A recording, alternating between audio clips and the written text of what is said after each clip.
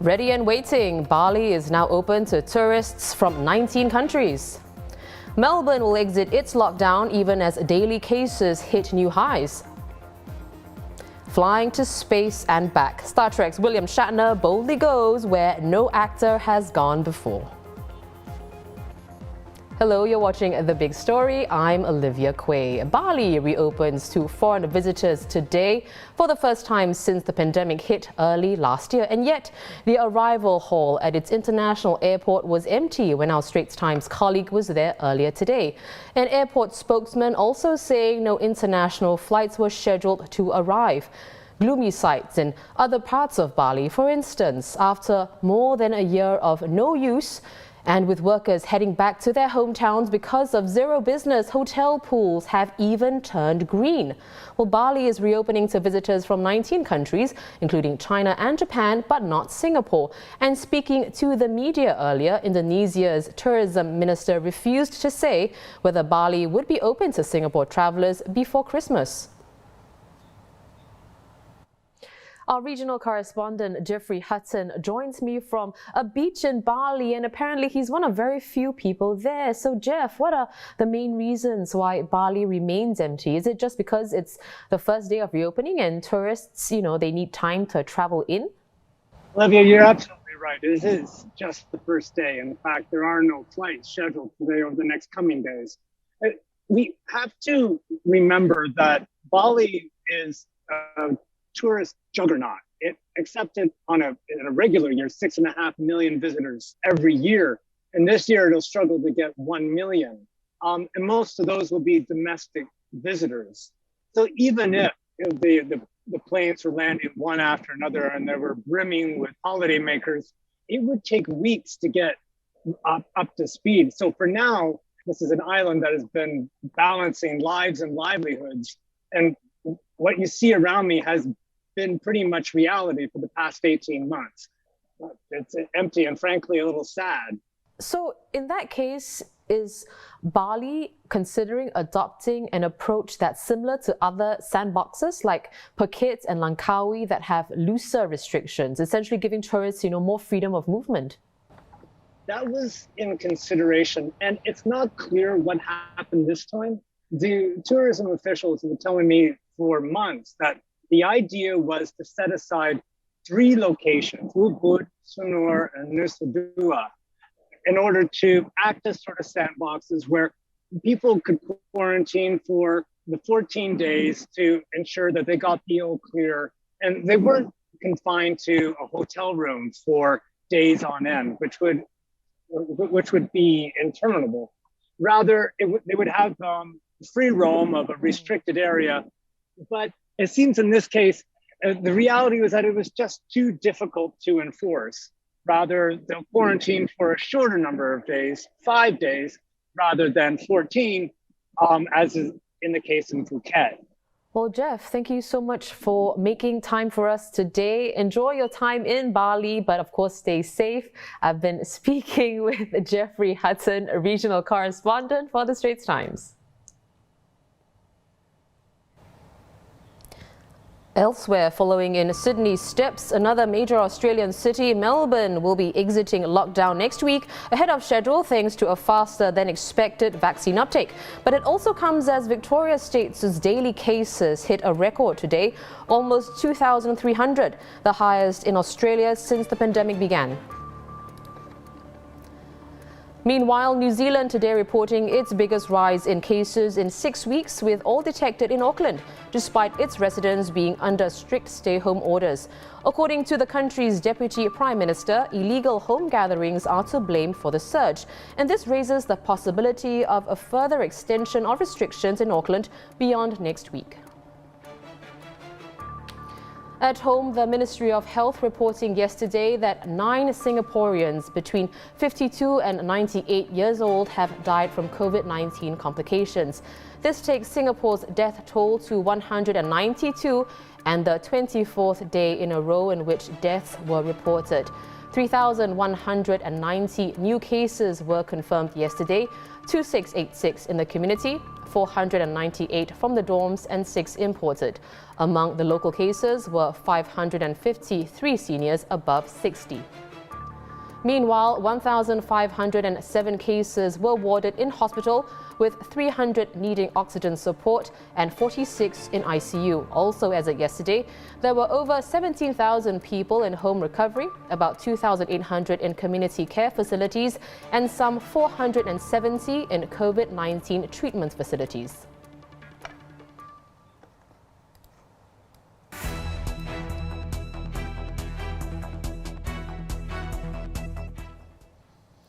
In other news, Singapore's central bank tightening its monetary policy today in a move that surprised most economists. It came as GDP in the third quarter expanded 6.5%, a tad weaker than expectations. As UOB's Barnabas Gunn explains, the policy move is aimed at stabilizing prices, keeping inflation in check. What we think is that the surprise decision by what they have done really suggests that policymakers are increasingly cautious of Singapore's inflationary pressures over the medium term. And do note that what they have said is that on the medium term perspective, core inflation is expected to hit to near the 2% handle. So with that in mind, what we do look for is that the decision to actually tweak policy parameters is a fine balance between growth and inflationary expectations. And most likely than not, the inflationary expectations, especially from the policymakers' point of view, really is the fact that it may still likely trend higher, especially from the core inflation perspective into the medium term. From November the 6th, eligible Singapore citizens and PRs born in 1979 or earlier can join CareShield Life, which is Singapore's long-term care insurance scheme providing basic financial protection against severe disability. ElderShield 400 policyholders born in 1970 to 1979 will be automatically enrolled. All others will have to sign up via the CareShield Life website. CareShield Life is already mandatory for all Singaporeans born in 1980 or later. Overseas, Japan's lower house of parliament dissolved earlier today in a formal step for an October 31st general election that could determine whether Prime Minister Fumio Kishida stays in office for 3 weeks or longer. Some media surveys have shown Mr. Kishida having the lowest approval ratings for a new leader since the 2008 financial crisis. And capsule touchdown. Welcome back, the newest astronauts. A crew of 4 people, including Star Trek actor William Shatner, returning to Earth after a trip to space aboard a Blue Origin rocket. The 90-year-old got very emotional about his experience. I'm so filled with emotion about what just happened. It's extraordinary. I hope I never recover from this. I hope that I can maintain what I feel now. I don't want to lose it.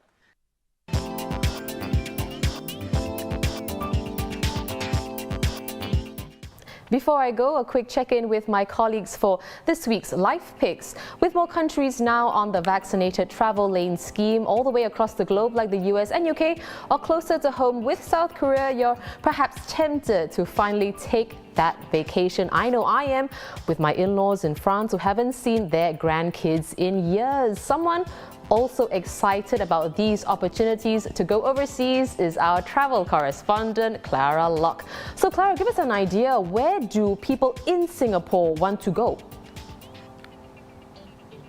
Well, we've got data from Airbnb that shows that some of the popular searches for accommodation from people in Singapore are the United Kingdom, South Korea, the United States and France. And France is also one of the top destinations according to travel agents that we spoke to. And they say that because now people can travel to multiple countries, multiple VTL countries in the same trip, they are looking to do the kind of multi-city Europe itinerary that used to be popular before COVID. So Dynasty Travel, for example, says that Italy and France and Spain are all looking pretty popular. People want to go there for shopping. And because these countries are so big, there's room to get out of the cities and have the kind of safely distanced, back to nature kind of getaways that might become more popular in the new normal of pandemic travel. Right. Well, of course, one of these nearby European countries, nearby to France, is Germany, one of the first VTL countries. So where are Singapore tourists going within Germany, and what precautions are they taking to keep safe? When people go to Germany, to keep safe, they do like to take self-drive road trips because there's the privacy of your own car and you don't have to take public transport and expose yourself to crowds that way. So one person who did that is avid traveller Daniel Fang. Now he's visited 102 countries thus far. So his trip to Germany was a repeat trip, but he went out of the cities and drove himself around the mountains. And to do so, he got some recommendations from friends living there, and he found that the mountains there, although Germany is not really known for its mountains, he says they're really beautiful. If you look at his pictures, they look kind of like Switzerland, and yet in terms of price, they are considerably cheaper. Another tip I found quite interesting is that business class travel has become considerably more popular these days, maybe because people have accumulated their miles for a long time and now they can finally spend them. So business class has become pretty full. Even premium economy has also become popular. So while it may sound counterintuitive, on flights to Germany thus far, where you get the most room has actually turned out to be economy class. So I mean, it depends on whether we'll see this trend continue, but just something to consider if you're thinking about flights for the upcoming VTLs. Well, thanks so much for the advice, Clara. Clara has written several stories on the VTLs, which you can find on straitstimes.com. A very useful one is about the things you have to take note of before going on a VTL flight, like insurance and PCR testing. Well, time to make a trip, a shorter domestic journey to the Katong area, because it's a pastry paradise, according to food correspondent Eunice Quek. So Eunice, 18 bakeries along Joo Chiat Road and East Coast Road, with 6 newly opened since July. What are your top 3? So the first would be Petit Pan. Do be ready to queue for its classic croissants, pan au chocolat, and the must-try apple Danish with a crisp topping of cinnamon sugar. Then for some old school sweet treats, head to Halal certified bakery Breadworks. They sell cream tarts, sugar donuts, and something I haven't seen in a while, chocolate rice covered chocolate balls. And another favorite is the return of Chin Mi Chin confectionery. So you get your classic local kopi, toast and eggs, really good luncheon meat buns, ota buns, and don't miss the suji cake. Well, too bad we only had time to cover just a few today, but you can read about the 18 bakeries in Katong when Eunice's story comes out in the Sunday Times. On to an award-winning show, Hacks, which recently got Emmys for Best Comedic Writing and Direction, and it stars Best Actress winner Jean Smart. Here to tell us more is journalist Jan Lee. So Jan, what makes Hacks so binge-worthy? Oh, I love it. I think it might be one of my favorite. I think it might be my favorite comedy series that I've watched this year. The premise is quite simple. It's like a generational comedy. Basically, Jean Smart, who is a legendary American comedic actress, she plays like a sort of like an aging diva, right? Like she's one of the biggest comedic legends in Las Vegas. She has a long Las Vegas residency and she performs shows, like comedy shows there all the time. But the owner of the casino wants to cut her dates, like basically wants to scale down the number of performances she does each year. And she gets really upset about that. And somebody suggests to her, maybe you can hire a writer and refresh your material a little bit. So she hires like a sort of a down on her luck writer who got basically cancelled for like some very ill-advised tweets, and she got fired off the TV show she was writing for. So she has no other option but to write for this aging diva, right? And it's kind of a great clash of personalities because they're both very like strong, very they're the kind who will say what comes to their mind, for better or worse. And it's very, very funny. The cast of characters around them is very funny. And even though Jean Smart is really a legend, right? Her co-star Hannah Einbinder, who plays the much younger comedy writer, she really bounces off Jean Smart so well. Like, she is able to catch all the jokes and all the rhythms, and she's really quick and fast. And I really enjoyed the performances.